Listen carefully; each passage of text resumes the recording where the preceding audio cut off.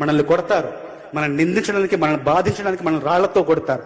ఆ రాళ్లను తీసుకుని పునాదిగా చేసి దాని మీద ఒక మేడ కట్టాలి.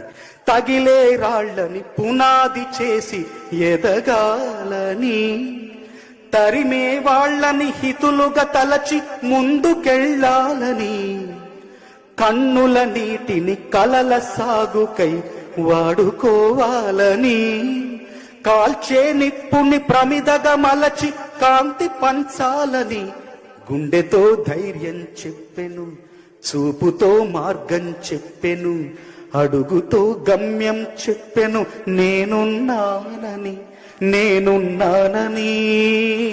నీకేం కాదని, నిన్నటి రాతని మార్చేస్తానని.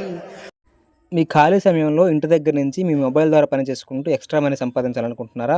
అయితే ఇక్కడ కనిపిస్తున్న కాంటాక్ట్ నెంబర్కి వాట్సాప్లో హాయ్ అని మెసేజ్ చేయండి. మీకు పూర్తి వివరాలు పెడతాను. All the best.